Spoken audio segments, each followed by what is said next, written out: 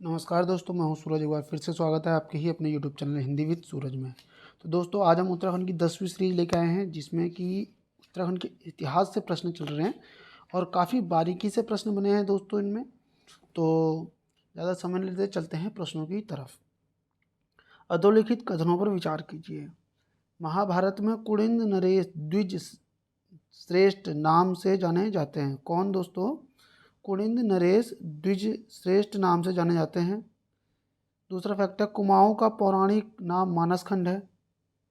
सही बात है। उत्तराखंड के गढ़वाल क्षेत्र को प्रथम उल्लेख हमें वेदों में प्राप्त होता है। वेदों में प्राप्त होता है प्रथम उल्लेख, ये भी सही है। चौथा, वेदों में गढ़वाल को हेमवत देवभूमि मनुष्यों की पूर्ण भूमि कहा गया है। पांचवा फैक्ट है, महाभारत में उत्तराखंड का वर्णन उत्तर कुरु के रूप में हुआ है। ठीक है।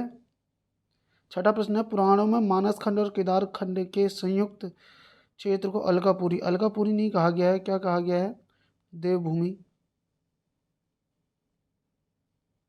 सातवां फैक्ट है, प्राचीन ग्रंथों में अलकनंदा उद्गम से बद्रिकाश्रम के बीच के क्षेत्र को अलकापुरी कहा गया है।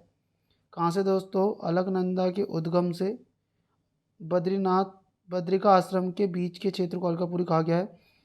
आठवां फैक्ट आ रहा है, कौशिकी ब्राह्मण में वर्णन है कि वाक देवी सरस्वती का निवास बद्रीनाथ है। तो दोस्तों, इसका राइट आंसर क्या हो जाएगा? Option A. मतलब कि सारे फैक्ट सही हैं और एक ही फैक्ट इसका गलत था। वो कौन सा था? छठा। ठीक है। पुराणों में मानसखंड और केदारखंड को संयुक्त क्षेत्र को अलकापुरी मतलब देवभूमि कहा गया। वैसे सूची 1 को सूची 2 से मिलाना है। उनको प्रश्न इतने, ये मुझे लगता है कि दो दो बना लेने चाहिए थे, तो काफ़ी अच्छे प्रश्न बनते। ये एक साथ ज़्यादा प्रश्न करने के चक्कर में उन्होंने ऐसा किया हुआ है। अब दोस्तों क्या आ रहा है? प्रश्न मिलाने के लिए आ रहा है। तो होमवत कहाँ है? वैदिक काल में गढ़वाल क्षेत्र का नाम होमवत। ठीक है दोस्तों। दूसरा क्या बोल रहा है? अलकापुरी आदि पूर्व मनु का निवास स्थान। ठीक है। ज्योतिषपुर बाणासुर की राजधानी। श्रीनगर लक्ष्मण जी की तपस स्थली। अब आ रहा है आपका कर्ण आश्रम, पुलिंद राजा सुबाहु की राजधानी। तीसरा आ रहा है भ्रंगतुंग। भ्रंगतुंग है केदारनाथ का प्राचीन ग्रंथ में नाम। अब आ रहा है माया क्षेत्र। माया क्षेत्र है स्कंद पुराण में हरिद्वार का नाम। तो दोस्तों, इसका राइट आंसर ऑप्शन बी है। आप लोग चेक कर लेना। वैदिक कालीन उत्तराखंड में किस जन का शासन था? तिस्तु, पांचाल, पुरु और अज। तो दोस्तों, इसका राइट आंसर हो जाएगा ऑप्शन ए।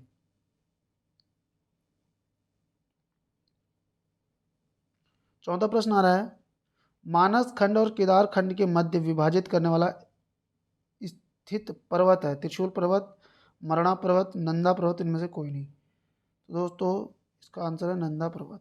केदार खंड और मानस खंड और केदार खंड के मध्य विभाजित करने वाला पर्वत कौन सा है? नंदा देवी।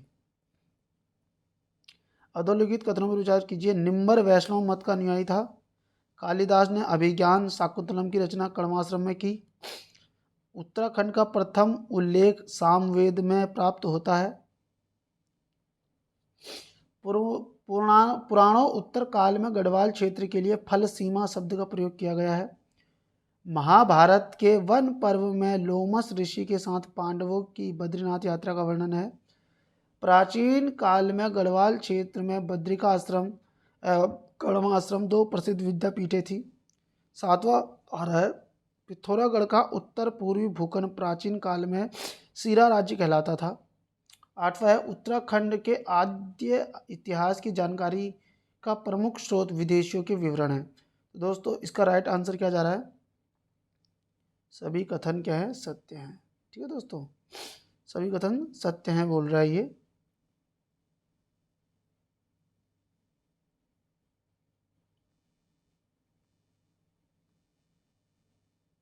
मिलाने के लिए देर का है इसको,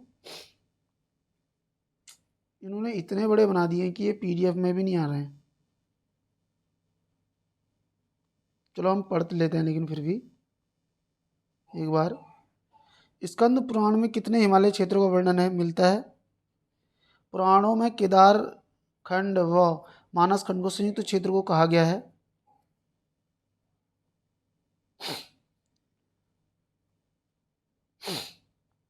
सी ऑप्शन जा रहा है उत्तराखंड के लिए देव भूमि एवं मनुष्यों की भूमि का प्रयोग किस ग्रंथ में किया गया है? जिस ग्रंथ में वर्णित है कि गढ़वाल क्षेत्र के असुर राजा संबर के 100 गढ़ों को देवराज इंद्र तथा सुदास ने नष्ट कर दिया था। रघुवंश महाकाव्य में गढ़वाल हिमालय के किस शब्द का प्रयोग हुआ है? रामायण काल में किनका राज्य हिमालय क्षेत्र बना था? तो दोस्तों ये प्रश्न आया है, तो अब हम इसके बारे में जान के चलते हैं, क्योंकि ऐसे तो समझ में नहीं आएगा, तो इसको थोड़ा सा छोटा करना पड़ेगा हमें ताकि मैं आपको दिखा सकूं अच्छे से।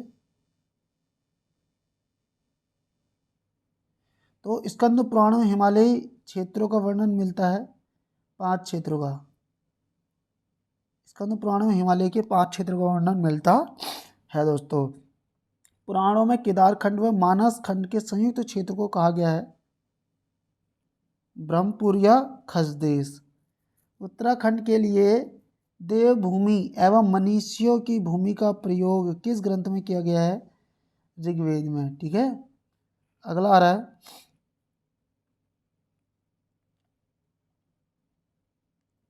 जिस ग्रंथ में वर्णित है कि गढ़वाल क्षेत्र के असुर राजा संबर के 100 गढ़ों के देवराज इंद्र तथा सुदास ने नष्ट कर दिया था, तो ये बोला गया है ऋग्वेद में।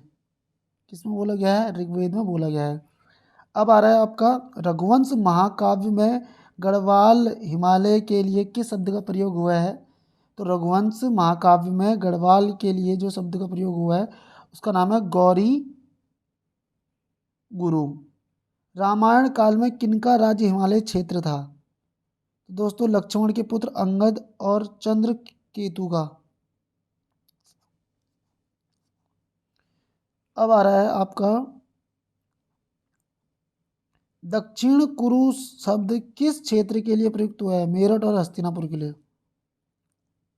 वैदिक काल में उत्तराखंड में जिस आर्यजन का शासन था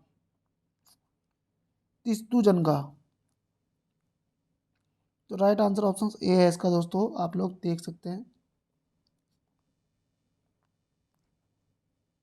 7वां प्रश्न आ रहा है आपका उत्तराखंड के इतिहास का स्रोत निम्नलिखित धार्मिक ग्रंथों में कौन सा नहीं है?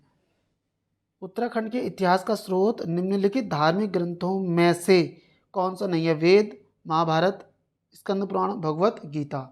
तो दोस्तों इसका राइट आंसर क्या हो जाएगा? भगवत गीता। भगवत गीता में उल्लेख नहीं है। अगला प्रश्न आ रहा है गढ़वाल क्षेत्र में स्थित निम्न में से किन गुफाओं का संबंध वैदिक ग्रंथों की रचना से है? गणेश गुफा, नारद गुफा, मुचकुंद गुफा, व्यास गुफा, स्कंद गुफा। तो 1 और 2 का, 3, 4, 4, 5 उपयुक्त सभी। राइट आंसर है डी, गणेश गुफा का भी उल्लेख है। वैदिक गढ़वाल क्षेत्र में निम्न में किन गुफाओं का संबंध वैदिक ग्रंथों से? तो गढ़वाल गणेश का भी है, नारद का भी है, मुचकुंद का भी, व्यास का भी, स्कंद का भी। अब बढ़ते हैं अगले प्रश्न की तरफ। कथनों पर विचार कीजिए। इतने सारे कथन दिए हैं, फिर से 8 कथन। तो दोस्तों ये कहीं ना कहीं ये प्रैक्टिस के साथ में जिन्होंने बुक बनाई है उनका मेन मोटो ये है कि आपको क्या है कि कथन क्या है पता चल सके। अब इसके देखिए कथन पढ़ते हैं। राजा विराट जिसकी पुत्री उत्तरा का विवाह अर्जुन के पुत्र अभिमन्यु से हुआ था की राजधानी वर्तमान में जौनसार क्षेत्र में स्थित थी। तो सही बात। महाभारत में देव प्रयाग को समस्त तीर्थों का शिरोमणि व समग्र पापों का विनाशक कहा गया है। अच्छा जी, ये भी सही है। देव प्रयाग में भगवान राम का एक मंदिर है जहाँ भगवान राम ने भगवान शिव की तपस्या की थी। ये भी सही हो गया। देव प्रयाग में पढ़ लेंगे। देखो, देव प्रयाग में भगवान राम का मंदिर है जहाँ भगवान राम ने भगवान शिव की तपस्या की थी। तो देव प्रयाग में भैया राम का मंदिर कहाँ है? देव प्रयाग में। अगला प्रश्न देखो क्या बोल रहा है, चौथा। ऋग्वेद के अनुसार गढ़वाल क्षेत्र के प्राणा गांव में प्रलय के बाद सप्त ऋषियों ने अपने प्राणों की रक्षा की थी। पांचवा आ रहा, कुबेर की राजधानी अलकापुरी गढ़वाल क्षेत्र में थी। छठा है, श्रीनगर में महाभारत में श्री क्षेत्र या सुबाहुपुर कहा जाता है। सातवां फैक्टर है, महाभारत के आदि पर्व के अनुसार अर्जुन का विवाह नागराज कौरव्य की पुत्री उलूपी से गंगा द्वार में हुआ था। कर्ण आश्रम अथवा चौका घाट में बसंत पंचमी के दिन मेला लगता है। तो दोस्तों इसमें कौन सा सही है? तो ऑप्शन सी इसका राइट आंसर है कि ये जो भी सारे फैक्टर थे सारे क्या हैं? सही हैं दोस्तों। अब आ रहा हमारा 10वां प्रश्न। जाखन देवी का प्रसिद्ध मंदिर उत्तराखंड के किस जिले में स्थित है? नैनीताल, चमोली, बागेश्वर, अल्मोड़ा। तो दोस्तों इसका राइट आंसर है अल्मोड़ा में। जाखन देवी कहाँ है? अल्मोड़ा में स्थित है। कालिदास की रचनाओं में उत्तराखंड के स्थल के संदर्भ में निम्न में से क्या सही नहीं है? कैलाश गंधमादन की एक शिखा है। क्रीड़ाशैल अलकापुरी के यक्ष भवन में बावड़ी के निकट एक टीला है। क्रौच रंध्र गंगा जी के स्रोत से कैलाश की ओर एक स्थल है। सुमेरु तराई में स्थित एकमात्र टीला है। तो दोस्तों इसका राइट आंसर क्या बोल रहा है कि क्या नहीं है? तो इसमें क्या सही नहीं है? तो सुमेरु क्या है? तराई में स्थित एक टीला नहीं है। सुमेरु तो वैसे भी हिमालय क्षेत्र में है। तो कैलाश को सही क्या क्या है? कैलाश गंधमादन की एक शिखा है। क्रीड़ाशैल अलकापुरी के यक्ष भवन में बावड़ी के निकट एक टीला है। क्रीड़ाशैल कहाँ है? अलकापुरी में एक टीला है। क्रौच रंध्र गंगा जी के स्रोत से कैलाश की ओर एक स्थल है। कहाँ की ओर? कैलाश की ओर, गंगा जी से। और सुमेरु उसमें गलत दिया हुआ है। अब पढ़ते हैं 12वें प्रश्न की तरफ। अधोलिखित पर विचार कीजिए। ये फिर से फैक्ट आ गए बहुत सारे। तो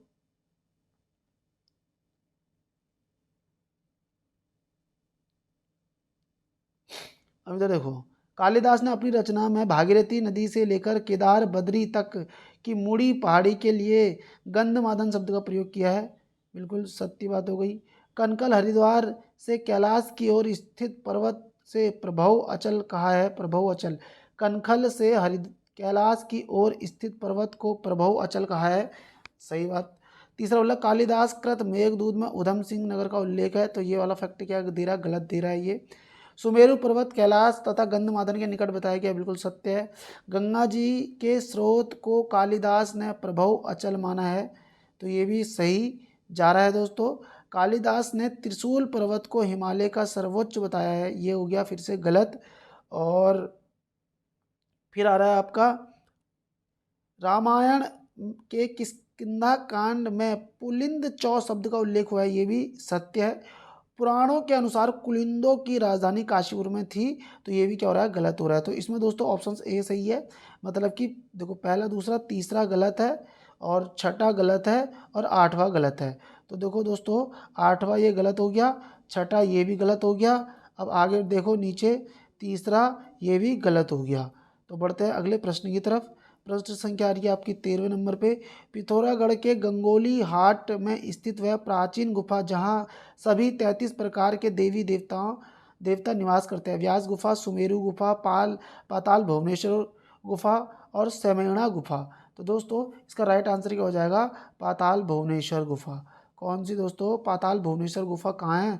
गंगोली हाट पिथौरागढ़ में है, जिसमें 33 प्रकार के देवी देवता क्या करते हैं? निवास करते हैं। अगले प्रश्न की तरफ बढ़ते हैं, जो कि चौथा प्रश्न आ रहा है हमारा। 14वां प्रश्न है दोस्तों। उत्तराखंड में निम्नलिखित में से किस क्षेत्र को राजाओं की घाटी कहा गया है? अल्मेड़ा या अल्मोड़ा, चमोली, नैनीताल, इनमें से कोई नहीं। तो दोस्तों इसका राइट आंसर क्या हो जाएगा? उत्तराखंड में निम्नलिखित में से किस क्षेत्र को राजाओं की घाटी कहा गया है? तो नैनीताल को। अभी नैनीताल मुझे डाउट लग रहा है, लेकिन आप मुझे कमेंट करके बताएंगे दोस्तों। तो उम्मीद करता हूँ, क्योंकि देखो उत्तराखंड के आदि निवास चल रहे हैं, तो आदि निवास को हम कल देखेंगे। हमने क्या पढ़ा अभी उत्तराखंड में? प्रागैतिहासिक काल और आदि ऐतिहासिक काल। किस टाइप के प्रश्न देखे? आदि ऐतिहासिक काल देखा है। तो उम्मीद करता हूँ आज के प्रश्न आपको अच्छे लगे होंगे। अगर आज के प्रश्न आपको अच्छे लगे तो प्लीज़ वीडियो को लाइक करेंगे, चैनल को सब्सक्राइब करेंगे। मिलते हैं नेक्स्ट वीडियो में। Thank you, bye bye.